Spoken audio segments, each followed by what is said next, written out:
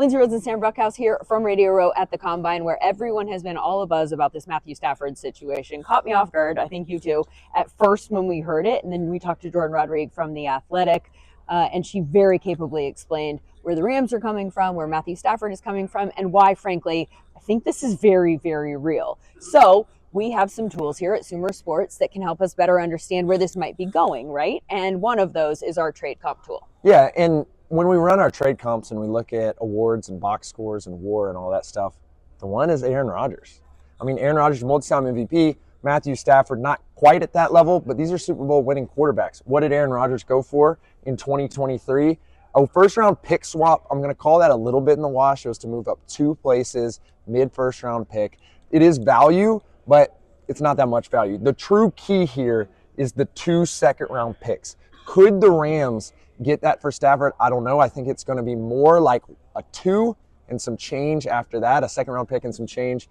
But that's what the value seems to be, Lindsay. Furthering this comp, interestingly, I think, because you're talking about aging quarterbacks in both cases, is kind of a declining production years in the last years in which they were both in the cities that they were being traded from. Exactly. Aaron Rodgers, in this case, this is his MVP year. This is his last year in Green Bay. Tell us what we're seeing. Yeah, so when we want to evaluate this, we always want to look at the all-in-one. What was the actual production?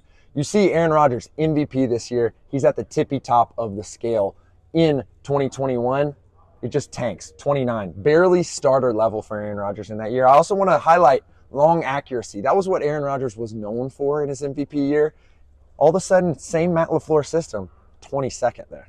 Yeah, so Matthew Stafford. Why are we telling this story? Because we all know that this past season was a little bit of a roller coaster. The highs were high, but then there was some inconsistency that was clearly linked to him, and the numbers tell that story. Yeah, so taking it to the board, right in that range. I think Rodgers was 6th. This is 2 years ago. We had 5th for Stafford. This was that excellent year in which they made the late run. Puka Nacua becomes a certified wide receiver, and he's immensely productive, mainly because he's hitting Cooper Kupp and Puka Nacua on those long routes. This year, he's starter level still. He's a little younger than Rodgers was at the time, but we're seeing some degradation. He's at 16, and the long accuracy, again, he's just a mid-level starter. If I'm a team trading for him, I'm going to be really worried if this trend is going to continue. Can we go back to Aaron Rodgers? Because the reason that I think that these are interesting to point out is because in the case of Matthew Stafford, you don't know if the reason that the numbers dipped this year, numbers always need context, is because he was injured and maybe he's totally fine, or is it the start of a decline that typically happens when players get older? In the case of Aaron Rodgers, what we saw, again, 2022 is last year in Green Bay, all of these numbers have continued to plummet, as we all know from what we saw from him on the field in New York this year. Sumer score from 29 that year, already not good, 32 this year with the Jets.